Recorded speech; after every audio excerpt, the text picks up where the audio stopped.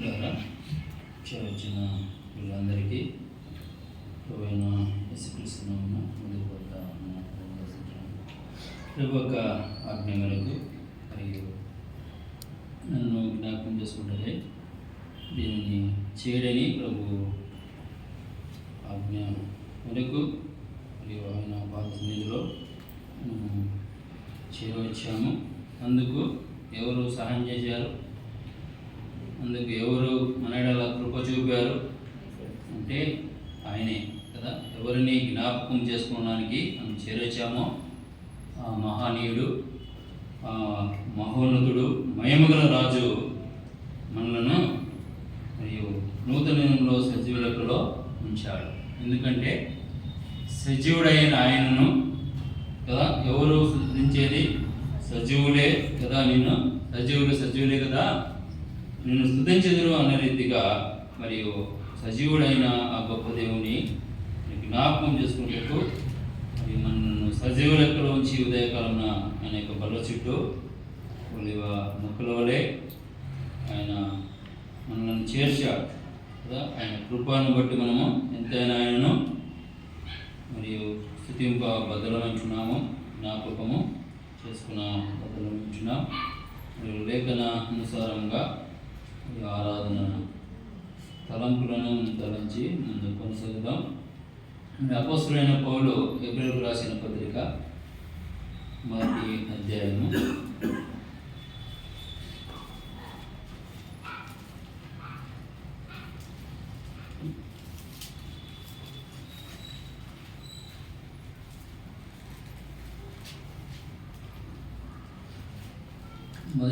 4 వచనాలను మార్చి చదువుతున్నానండి. అపోస్తలుడైన పౌలు హెబ్రీయులకు రాసిన పత్రిక 1వ అధ్యాయము 4 వచనాలను. పూర్వకాలమందు నానా సమయములను నానా విధములుగాను ప్రవక్తల ద్వారా మన పితరులతో మాట్లాడిన దేవుడు ఈ దినములో అంతకుముందు కుమారుని ద్వారా మనతో మాట్లాడాను. ఆయన కుమారుని సమస్తమునకు వారసుగా నియమించెను. ఆయన ద్వారా ఆయన దేవుని మహిమ యొక్క తేజస్సును, ఆయన తత్వము యొక్క మూర్తివంతమునై ఉండి తన మహత్తు గల మాట చేత సమస్తమును నిర్వహించుచు పాపముల విషయములో శుద్ధీకరణము తానే చేసి దేవదూతల కంటే ఎంత శ్రేష్టమైన నామం పొందినో వారి కంటే అంత శ్రేష్ఠుడై ఉన్నత లోకమందు మహామయుడకు దేవుని కుడిపార్శ్వమున కూర్చుండెను. చదవలేన లేఖన భాగము అనేక మార్లు ఆయా సందర్భాలలో ఈ మాటలను ఆయా దేవుని దాసుల ద్వారా వినున్నాము. అనేక సమయంలో ఆరాధనకు మరియు ఆరాధన యొక్క తలంపులను చదువుకున్న భాగం నుండి మనము తలంచి కొనసాగుతాం. ఇక్కడ భక్తుడు ఆ యొక్క దేవాది దేవుడు ఏ విధంగా ఉన్నాడు ఆయన కదా, ఆయన ఎటువంటి దేవుడు అనే విషయాన్ని ఇక్కడ మరియు తెలియజేసుకుంటున్నాడు కదా. పూర్వకాలం ముందు నానా సమయములను నానా విధములుగాను ప్రవక్తల ద్వారా మన పితరులతో మాట్లాడిన దేవుడు అంటున్నాడు. ఎవరంట? మనము జ్ఞాపకం చేసుకోవడానికి, మనము ఆరాధించడానికి చేరవచ్చిన ఆ దేవుడు కదా. ఎవరిని జ్ఞాపకం చేసుకోవాలి కదండి? ఆరాధన అనగా నన్ను జ్ఞాపకం చేసుకుంటూ దీనిని చేయాలి. ఎవరిని జ్ఞాపకం చేసుకోవాలి? ఇక్కడ అపోస్తలుడైన పౌలు పూర్వకాలమందు నానా సమయములలోను నానా విధములుగాను ప్రవక్తల ద్వారా మన పితరులతో మాట్లాడిన దేవుడు, పితరులతో మాట్లాడిన దేవుడు, ఆ దేవుడు ఇంకా వివరణిస్తుంటున్నాడు కదా. ఈ దినముల అంతమందు కుమారుని ద్వారా మనతో మాట్లాడెను. ఆయన ఆ కుమారుని సమస్తమునకును వారసునిగా నియమించెను. ఆయన ద్వారా ప్రపంచములను నిర్మించెను. అండి అనాది కాలంలో పితరులతో మాట్లాడిన దేవుడు ఈ దినముల అంతమందు కుమారుని ద్వారా మనతో మాట్లాడండి. అలనాడు ప్రవక్తల ద్వారా మాట్లాడిన దేవుడు, పితరులతో మాట్లాడిన దేవుడు నేడు మనతో కూడా మాట్లాడుతున్న దేవుడు. ఆయన మాట్లాడే దేవునిగా మనము చూస్తున్నాం. మాట్లాడే దేవుడు ఆయన ఆ కుమారుని సమస్తమునకును వారసునిగా నియమించెను, ఆయన ద్వారా ప్రపంచములను నిర్మించెను అని మనం చూస్తుంటున్నాం. ఏమండి, ఆయన ఎటువంటి గొప్ప దేవుడు అని చూసినట్లయితే ఆయన మాట్లాడే దేవుడు. ఎవరితో మాట్లాడతాడు? అనాది కాలంలో మాట్లాడినవాడు. అంటే ఆయన నిన్న నేడు నిరంతరము ఏకరీతిగా ఉన్న దేవునిగా మనం చూస్తుంటున్నాము. ఆ దేవుడు ఆయన ఎటువంటి వాడంటే ఆయన సమస్తమును ఆ దేవుని ఆయన ఆ కుమారుని సమస్తమునకు వారసునిగా నియమించెను, ఆయన ద్వారా ప్రపంచములను నిర్మించినను చూస్తున్నాం. ఆయన సమస్తం పైన వారసునిగా నియమింపబడ్డాడు. ఆ మాట్లాడే దేవుడు నిరంతరము మరియు స్తోత్రార్హుడు మరియు యుగముల రారాజు. అంతేకాకుండా సర్వ యుగములలో ఆయన ఉండేవాడు కదండి. ఆడ ప్రపంచములను నిర్మించెను అనే మాట మరి 2 వేసి పుట్టినట్లో ఏముంది? యుగములను నిర్మించిన. అంటే ఆయన సర్వ యుగములలో ఉండే రాజు, ఆయన సర్వ యుగములలో ఉండే దేవుడు ఆయన అండి. మరియు ఆయన మాట్లాడే దేవుడు, సర్వ యుగములలో ఉండే దేవుడు, ఆయన సమస్తమునకు వారసుడైన దేవుడు. ఆయన మరియు దేవుని మహిమ యొక్క తేజస్సును ఆయన తత్వము యొక్క మూర్తిమంతమై ఉండి తన మహత్తు గల మాట చేత సమస్తమును నిర్వహించుచు పాపముల విషయంలో శుద్ధీకరణము తానే చేసి దేవదూతల కంటే ఎంత శ్రేష్టమైన నామం పొందెనో వారి కంటే అంత శ్రేష్ఠుడై ఉన్నత లోకమందు మహామహుడగు దేవుని కుడి పార్శ్వమున కూర్చుండెను అని మనం చూస్తున్నాం. ఏమని? మాట్లాడే దేవుడు, సమస్తమునకు వారసుడైన దేవుడు, సమస్తమును ఆయన మరియు ప్రపంచములను నిర్మించినవాడు, అనగా యుగములను నిర్మించినవాడు, వాటన్నిటినీ సమస్తమును నెరవేర్చువాడు. మరియు అంతేకాకుండా దేవుని మహిమ యొక్క తేజస్సు అని మనం చూస్తున్నాం. ఇదే మాట మరియు తెస్సలోనిక రాసిన పత్రికలో మరియు అపోస్తలుడైన పౌలు రాశాడు. అదృశ్య దేవుని ఆయన ఎటువంటి వాడంట? అదృశ్య దేవుని స్వరూపమైనవాడు. అదృశ్య దేవుని స్వరూపమైంది సర్వ సృష్టికి ఆది సంభూతుడని మరియు కొలసీల రాసిన పత్రికలో ఆ మాట మనము చూస్తాం.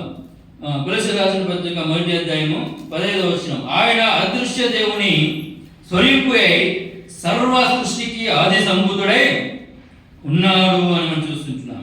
ఇక్కడ ఏమైతే తెలియజేస్తున్నాడు?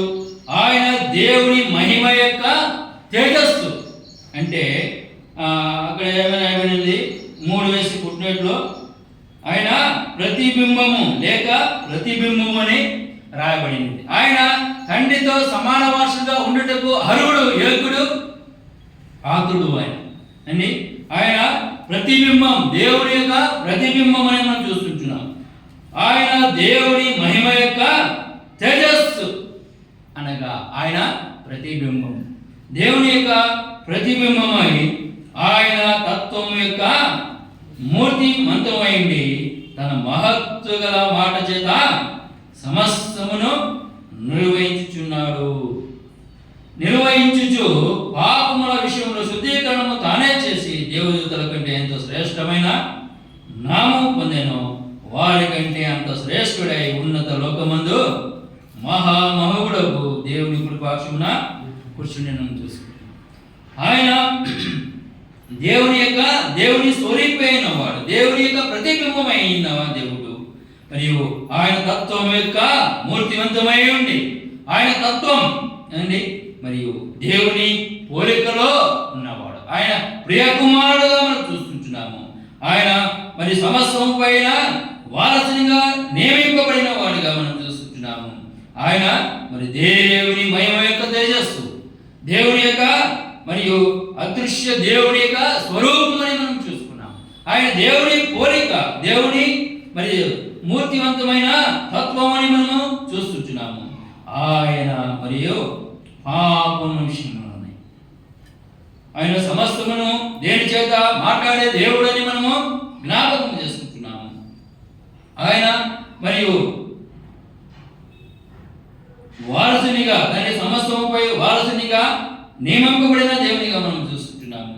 ప్రపంచములను నిర్మించిన దేవునిగా మనం చూస్తుంటున్నాం. అనగా యుగములలో ఆయన మరి యుగములకు మరియు దేవుడిగా మనము చూస్తుంటున్నాము. మరియు అంతేకాకుండా ఆయన దేవుని స్వరూపి అండి, దేవుని స్వరూపి, దేవుని యొక్క మూర్తి మంతమై ఉన్నాడని, ఆయన తేజస్సు, ఆయన ప్రతిబింబమని మనము మరియు చూస్తుంటున్నాము. మరియు ఆయన తన మహత్తు గల మాట చేత సమస్తమును నిర్వహించుచు చూస్తుంటున్నాము. ఆయన మహత్తు గల మాట చేత సమస్తమును నిర్వహించుచున్నాడు. ఆ మహత్తు గల మాట చేతనే పాపముల విషయంలో శుద్ధీకరణను తానే చేసి దేవదూతల కంటే ఎంతో శ్రేష్టమైన నామము పొందెను. వారికంటే అంత శ్రేష్ఠుడై ఉన్నత లోకమందు మహామాయుడకు దేవుని కుడిపక్షమున కూర్చుండెను చూస్తున్నాం. చూడండి, ఆ మహత్తు గల మాట చేత ఆయన సమస్తమును నిర్వహించుచున్నాడని చూస్తున్నాం. ఏ విధంగా ఆయన నిర్వహించాడు మనము చూసినట్టు పాపముల విషయంలో శుద్ధీకరణము తానే చేసి మనం చూస్తుంటున్నాం. చూడండి, యెరెమీయా గ్రంథకర్త మరి 32వ అధ్యాయము 21వ వచనంలో మరి ఆయన ఏ విధంగా మరియు పాపం విషయంలో శుద్ధీకరణము చేసిండు. మహత్తు గల మాట చేత ఆయన సమస్తమును నిర్వహించుచున్నాడు అని మనం చూశాము. మరియు ఆయన ఏ విధంగా మరి పాపముల విషయంలో శుద్ధీకరణము తాను చేశాడు అనే సంగతిని యెరెమీయా గ్రంథకర్త 32వ అధ్యాయం 21వ వచనంలో రాస్తాడు. సూచక క్రియలను మహత్ కార్యములను జరిగించుచు మహాబలము కలిగి చాపిన చేతులు గలవాడై మహా భయము పుట్టించి ఐగుప్తు దేశంలో నుండి నీ ప్రజలను రప్పించి మీకిచ్చేదనని వారి పితరులకు ప్రమాణం చేసి పాలు తేనెలు ప్రవహించు ఈ దేశమును వారికి ఇచ్చితివి అని చూస్తున్నాం. ఏమండి, ఆయన మహత్తు గల మాట చేత సమస్తమును నిర్వహించుచున్నవాడు. మరి పాపముల విషయమును శుద్ధీకరణము ఏ విధంగా మనకు చేశాడు అనగా ఆయన మరియు సూచక క్రియలను మహత్కార్యములను జరిగించుచు మహాబలము కలిగి చాపిన చేతులు గలవాడై మహాభయము పుట్టించి ఐగుప్తు దేశము నుండి నీ ప్రజలను రప్పించి అని చూస్తున్నాం. ఐగుప్తు అనగా పాపానికి సాదృశ్యంగా ఉంటున్నది. ఆ పాపం నుండి శుద్ధీకరణం ఆయన మహత్తు గల మాట చేత సమస్తమును నిర్వహించుచున్నాడని మనము జ్ఞాపకం చేసుకుంటున్నాము. అని ఏ విధంగా అనగా ఆయన బలవంతుడు కదండి, ఆయన బలవంతుడైన దేవుడు మరియు ఆ కలువరి శిలువలో ఆయన మరియు మహత్కార్యం మహత్తు గల మాట చేత సమస్తము నిర్వహించు ఆ దేవుడు మహత్కార్యములు ద్వారా అండి సూచక క్రియలను మహత్కార్యములను చేయొచ్చు నేటి వలె నీకు కీర్తి తెచ్చుకొను చున్నావు. సూచక క్రియలను మహత్కార్యములను జరిగించు మహాబలము కలిగి చాపిన చేతులు గలవాడై మహాభయం పుట్టించి ఐగుప్తు దేశం నుండి నీ ప్రజలను రప్పించేమని చూస్తుంటున్నాం. ఆయన బలవంతుడైన దేవుడు, కానీ బలమైన దేవుడు. ఆయన మహాబలము కలిగిన వాడు మరియు మహత్కార్యమును చూపాడు. ఏ విధంగా అనగా ఆ కలవరిస్తులలో మన యొక్క పాపపు ప్రాయశ్చిత్తార్థమై, మన యొక్క పాపం నుండి మనను శుద్ధీకరణ చేయనిమిత్తమై తనను తాను ఆ కలవరిస్తులలో మరియు అర్పించుకున్న దేవునిగా చూస్తున్నాం.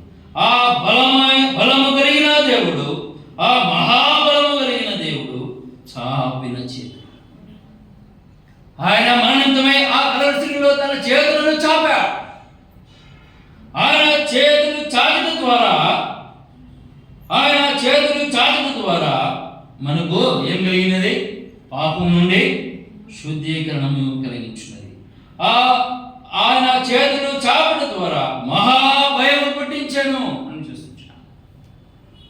ఆయన మహత్తు గల మాట చేత సర్వస్తమును నిర్వహించినవాడు, ఆ మహోన్నతుడు, ఆ మహిమగల రాజు, ఆ మహత్కార్యములను ఆ గొప్ప దేవుడు మహత్కార్యములను చేశాడు. ఏ విధంగా తను తాను ఆ కలవరిలో అర్పించుకున్నాడు. నిలువెల్లా గాయాలు పొందాడు. అరికాలం అందుకుని నడినంత వరకు కొంచెమైనను స్వస్థ లేని మానమితమై నిలువెల్లా ఆయన గాయాలు పొందాడు. ఆ కలవరిలో ఆయన చేతులను చాపడం ద్వారా మనము శుద్ధీకరణము పొందిన వారు. ఆ కలవరిలో మహత్కార్యం చేయడం ద్వారా ఆయన మరియు పాపం విషయంలో మనము శుద్ధీకరణము పొందిన వారంగా మనం చూస్తున్నాము. అదేవిధంగా మరి ఏవేలు గ్రంథకర్త 2వ అధ్యాయము మరి 30 వచనంలో మరొక మాట, ఆయన ఏ విధంగా పాపముల విషయమై శుద్ధీకరణము చేసిన అనే ఒక విషయాన్ని మరి తెలియజేస్తున్నటువంటి 30వ వచనం, 2వ అధ్యాయం 30వ వచనం. మరియు ఆకాశమందును భూమి యందును మహత్కార్యములను అనగా రక్తమును, అగ్నిని, ధూమ స్తంభములను కనుపరిచెదను. ఏమంటండి? మరియు ఆకాశమందును భూమి యందును మహత్కార్యములను అనగా రక్తమును, అగ్నిని, ధూమ స్తంభములను కనుపరిచెదను. ఆయన తన చేతులను చాచడం ద్వారా పాపం నుండి శుద్ధీకరణము మనం పొంది ఉన్నామని మనం చూశాము. మరొక ఏవేలు గ్రంథకర్త మరొక విషయాన్ని తెలియజేస్తున్నాడు. ఆయన మహత్కార్యము అని ఆకాశమందును భూమి యందును ఆయన మహత్తు గల మాట చేత సమస్తమును నిర్వహించుచున్న దేవుడని మనం జ్ఞాపకం చేసుకున్నాము. ఆయన సర్వముపై అధికారం కలిగిన దేవుడని మనం జ్ఞాపకం చేసుకుంటున్నాం. అందుకనే ఏవేలు గ్రంథకర్త అంటున్నాడు, ఆయన ఆకాశమందును భూమి యందును ఆయన సర్వ యుగములను ఆయన యుగములను నిర్వహించుచున్నవాడు, యుగములను నిర్మించిన వాడని మనం చూస్తున్నాము. ఇక్కడ అదే మాట ఏవేలు గ్రంథకర్త అంటున్నాడు, ఆయన ఆకాశమందును భూమి యందును మహత్కార్యములను అనగా రక్తమును, అగ్నిని, ధూమ స్తంభములను కనపరిచేదను అని మనం చూస్తున్నాం. ఆయన మరియు మన యొక్క పాపము నుండి శుద్ధీకరణ చేయనిమిత్తమై ఆయన మరియు రక్తమును మరియు లోక పాపమును మోసుకొని పోవు దేవుని గొర్రెపిల్లగా ఆయన పాపలోకానికి అర్పించాడు. ఆయన మరియు వదకు సిద్ధమైన గొర్రెవలే మరణంతమై ఆయన రక్తమును అనగా మహత్కార్యము ఏ విధంగా ఆయన మహత్కార్యం చేశాడు? ఆయన రక్తమును, అగ్ని, ధూమ స్తంభమును కనపరిచాడు. ఆయన అగ్ని స్తంభముగా అలనాడు ఇశ్రాయేలు ప్రజలను నడిపించాడు. మరియు అగ్ని ధూమ స్తంభము ఏమి సూచిస్తుంది అనగా మరియు బల్ల ఎదుట మనం జ్ఞాపకం చేసుకుంటారు. ఆయన శరీరానికి సాదృశ్యమైన ఆ యొక్క రొట్టెని మనం జ్ఞాపకం చేసుకుంటున్నాం. ఆయన రక్తాన్ని ఆకలి రక్తపు వరకు ఆ కలవరిలో అనంతమై ఆయన కార్చాడు. అగ్ని ధూమ స్తంభం దేని సూచిస్తుంది అనగా ఆయన ఆ కలవరిలో ఆ మధ్యాహ్న ఎండవేళలో రొట్టె వలె కదండి కాల్చబడుటకు తన శరీరాన్ని అర్పించుకున్నాడు. అగ్ని ధూమ స్తంభముగా మన నిమిత్తమై మన స్థానం ముందు ఆయన నిలిచాడు. ఆ మధ్యాహ్న ఎండవేళలో ఆయన మలమల మాడిపోయాడు. ఆ మహత్తు గల మాట చేత సమస్తమును నిర్వహించుచున్నవాడు ఆ గొప్ప దేవుడు మన నిమిత్తమై ఏమైపోయాడు? మరియు లోక పాపము మోసము పోవు దేవుని గొర్రె పిల్లగా ఆరాధించి ఆయన రక్తమును మరియు అగ్నిని ధూమ స్తంభములను కనపరిచినము చూస్తున్నాము. మరి ఆ మహత్తు గల మాట చేత ఆ మాట్లాడే దేవుడు మరియు సర్వంపై మరియు వారసుడుగా నియమింపబడిన ఆ దేవుడు మరియు మన నిమిత్తమై కదండి మహత్కార్యములను చేయవాడు, మహోన్నతుడు, మహిమగల రాజు మరియు అటువంటి గొప్ప దేవుడు మన నిమిత్తమై ఏమయ్యాడు? ఆ మహత్తుగల వాడు, ఆ మహత్తుగల దేవుడు మన నిమిత్తమై ఏమయ్యాడు? యెషయా గ్రంథకర్త 53వ అధ్యాయంలో తెలియజేస్తారు. చూడండి,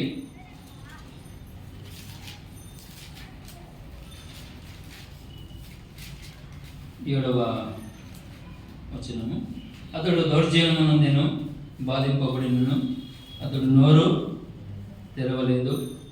వదకు తేబడు గొర్రెపిల్లయు బొచ్చు కత్తిరించు అని ఎదురుగా గొర్రెయు మౌనముగా ఉన్నట్టు అతడు నోరు తెరవలేదు. అన్యాయపు తీర్పు నందిన వాడై అతడు కొనిపోబడెను.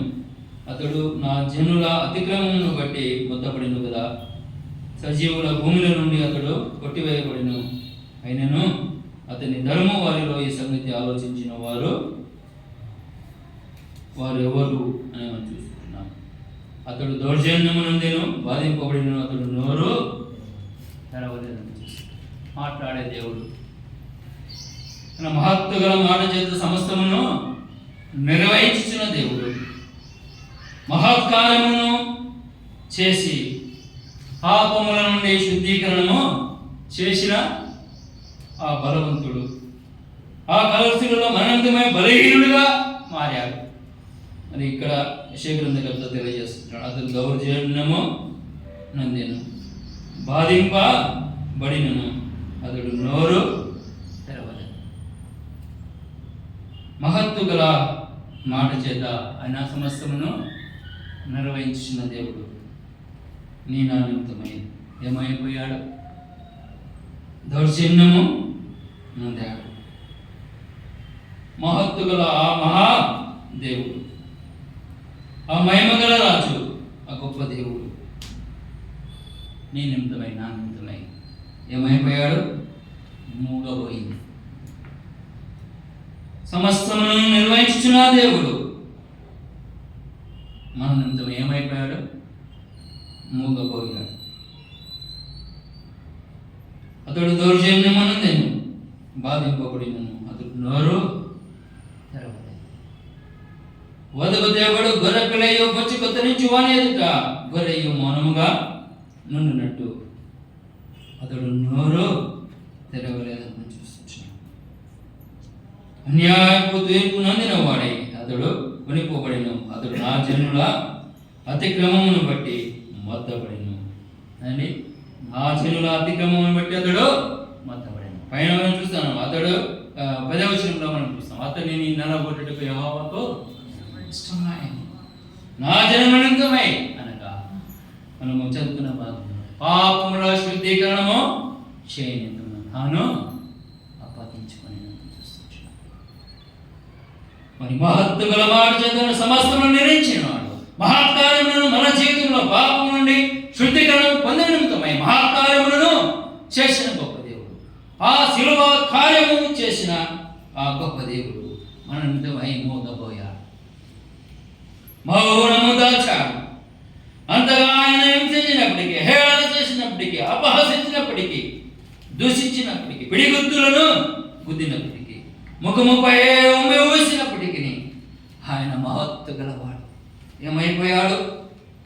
బలహీనుడిగా, బలమైన దేవుడు బలహీనుడిగా మారిపోయాడు. ఆయన నోట కదండి, పేతురు భక్తుడు రాస్తాడు, ఆయన నోట ఏ కపటమును లేదు. ఆయన కూడా ఏ కపటము లేదు, ఆయన ఏ పాపము ఎరగని వాడని మనం చూస్తున్నాము. అట్టి గొప్ప దేవుడు మన నిమిత్తమై మూగపోయాడు, మౌనము దాచాడు. కడుపు లేదా మన నిమిత్తమై మన స్థానం ముందు నిలబడి మన నిమిత్తమైన మహత్కార్యం అండి సంపూర్ణముగా నెరవేర్చ. ఆ యొక్క ఎస్లేములు వీధులు ఉండా ఏడవబడ్డాడు. కొరడా దెబ్బలు, ఉమ్మివేతలు, అవమానాలు, పిడుగుతులు, సమస్తమైన హేళన, దూషణ ఆయన సహనముతో మార్చుకున్నాడు. కడుపు పిల్లరా మూగపోయిన ఆయన నోరు తెరవలేదు, మౌనము దాల్చుకున్నాడు. మూగ గొర్రెపిల్ల వలె ఆయన మౌనము దాచి కడకు వదకు సిద్ధమైన గొర్రెవలే ఆ కలవరి శిలువలో తనను తాను అర్పించుకున్నట్టుగా మనం చూస్తుంటాం. మహత్తు గల మాట చేత సమస్తమును నిర్వహించుచున్నవాడు అన్ని సమయాలలో మనతో మాట్లాడే దేవుడు మన నిమిత్తమై ఆయన మూగపోయాడు. మన నిమిత్తమై ఆయన నోరు తెరవలేదు, ఆయన మౌనము దాచాడు.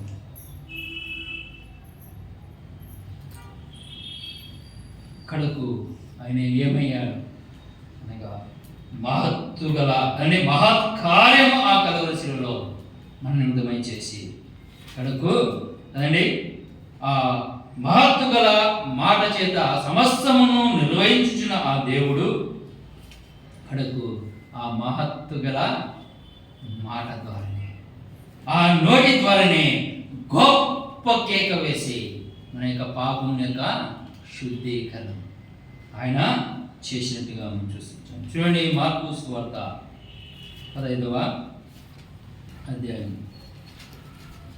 33వ వచనం. మధ్యాహ్నము మొదలుకొని 3 గంటల వరకు ఆ దేశమంతటను చీకటి కమ్మెను. 3 గంటలకు యేసు ఎలోయి ఎలోయి లామా సబక్తాని బిగ్గరగా కేక వేసింది. ఆ మాటలకు నా దేవా నన్ను ఎందుకు చేయించితివని అర్థం.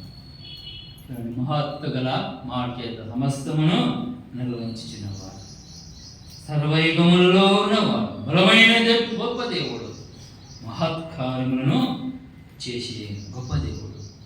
ఆ మహత్కార్యము చేసే వరుసలో లేదా పాపము నుండి మనను శుద్ధీకరణము చేసే వరుసలో ఆయన నోరు మూగపోయాడు.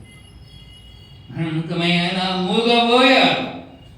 కడకు మరలా అని ఆ మహత్తు గల మాట చేతని ఆ నోటి చేతని గొప్ప కేక వేశాడు.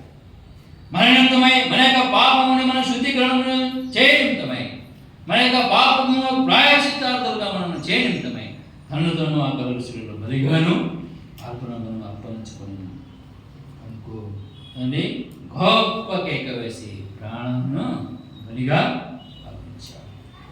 అటువంటి బలవంతుడైన దేవుణ్ణి, అటువంటి మహోన్నతుడిని, అటువంటి మాటతో అంటే మహత్త గల మాటతో సమస్తమును నిర్వహించుచున్న దేవుడు అని నిర్వహించిన దేవుడు కాదు, ఆయన యుగ వరకు ఉండే దేవుడు అని మనం గ్రహణం చేసుకున్నాము. ఆయన నిర్వహించుచున్న దేవుడు, నేటికి ఆయన నిర్వహిస్తున్న దేవునిగా మనం చూస్తున్నాం కదండి. ఎక్కడ తండ్రి కుడిపక్షాన కూర్చుండి కదా, దేవదూతల కంటే ఉన్నతమైన మరియు నామమును పొందినవాడు ఆయన. ఎప్పుడు అనగా సమస్తమును ఆయన తన మాట చేత నిర్వహించుచున్నప్పుడు మహత్కార్యములను చేసి అని పాపము నుండి శుద్ధీకరణము చేసిన తర్వాత ఆయన దేవదూతల కంటే ఉన్నతమైన మహిమను పొందినవాడు, ఆ మహామహుడగు దేవుని కుడిపక్షమున ఉండి సమస్తమును నిర్వహించినవాడు కదండి. తండ్రి చిత్తాన్ని నెరవేర్చడానికి లోకానికి వచ్చాడు, మరియు తన చిత్తాన్ని నెరవేర్చి మరియు తను ఉన్న ఆ యొక్క స్థానానికి మరలా ఆయన వెళ్ళిపోయినట్టుగా మనం చూస్తున్నాం. అట్టి మహోన్నతుని మహిమగల రాజుని మనము ఏక ఉదయకాలంలో ఏమని జ్ఞాపకం చేసుకున్నాం. మన నిమిత్తమై మహత్తు గల మాట చేత సమస్తమును నిర్వహించుచున్న దేవునిగా మనం జ్ఞాపకం చేసుకుందాం. ఆ మహత్తు గల మాట చేత, మహాకార్యముల చేత మనను పాపం నుండి శుద్ధీకరణలుగా చేసిన దేవునిగా మనము జ్ఞాపకం చేసుకుందాం. అలనాడు ఇశ్రాయేలు ప్రజలను ఏ విధంగా ఆ పాపపు ఐగుప్తు నుండి పాలు తేనెలు ప్రవహించే దేశానికి ఆయన మహత్కార్యములను చేసి నడిపించాడు. ఆ విధంగా మన నిమిత్తమై పాపము నుండి పరిశుద్ధతలోనికి లేదా మరణం నుండి జీవంలోనికి మనలను మహత్కార్యము ద్వారా మనను మరియు జీవంలోనికి నడిపించిన దేవునిగా మనము జ్ఞాపకం చేసుకుందాం. అంతేకాకుండా మన స్థానమందు నిలిచి మన నిమిత్తమై మూగబోయిన ఆ గొప్ప దేవుని మనం జ్ఞాపకం చేసుకుందాం. ఒక్కసారి కదండి, మహత్తు గల మాట చేత సమస్తమును నిర్వహించుచున్న దేవుడు, ఆ బలవంతుడు ఒక్కసారిగా బలహీనుడిగా మారిపోవుట, అది ఆలోచన, మన ఆలోచనకు అందరినీ, మన ఊహకు అందరిది పిల్లలు. అంత మహత్తు గల మాట కలిగిన వాడు ఆయన. నీవే కదండి, మరియు పేతురు అంటాడు కదా, నీవే నిత్య జీవపు మాటలగలవాడు, నిన్ను విడిచి మేము వేరే వేరే వేరే ఎవరి దగ్గరికి వెళ్ళాలి, నీవే నిత్య జీవపు మాటలగలవాడవని పేతురు అంటాడు. కాబట్టి పిల్లల సమస్తమును నిర్ణయించిన గొప్ప దేవుడు అనంతమై మూగబోయిన దేవునిగా మనం నామం చేసుకున్నాం. కడుపు పిల్లల మరియు ఆ మరణం నుండి, ఆ మరణాన్ని గెలిచి లేచుట ద్వారా అండి, ఆ ఆయన మరణం ఏ విధంగా పొందాడనగా ఆ మాటను మూగబోయిన అని తాను మరియు అన్ని సమయాలలో అని మనం చదువుతున్నాం కదా. ఆయన మరియు ఎప్పుడు మూగబోవారు, అప్పుడు మూగబోయారు. కడుపు గొప్ప కేకే వేశారు కదా, మహత్తు గల మాట చేత నిర్వహించే దేవుడు కాబట్టి ఆయన మరియు గొప్ప కేక వేసి మన నిమిత్తమై తన ప్రాణాన్ని బలిగా పెట్టిన దేవునిగా మనం చూస్తున్నాం. రక్తమును, అగ్నిని, ధూమ స్తంభమని మనము ఏవేలు గ్రంథకర్త చూపారు కదా. మరియు మరియు అలనాడు ఇశ్రాయేలు ప్రజలకు అగ్ని స్తంభంగాను మేఘ స్తంభంగాను అయితే మన నిమిత్తమై ఆ కలరిశిలలో ఆయన మరియు ధూమ స్తంభం, అగ్ని ధూమ స్తంభం అని ఆ విధంగా కాల్చబడ్డ మన నిమిత్తమైన తను తాను అర్పించుకున్నట్టుగా మనం చూస్తున్నాం.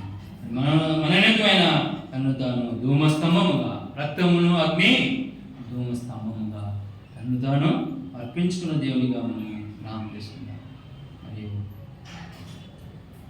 మరియు ఆ యొక్క పాపం నుండి మనల్ని విడిపించి నిత్య జీవానికి వారసులుగా చేయడానికి మనము ఒకప్పుడు ఆయనను సిలువ వేయని కేకలు వేసిన వారు,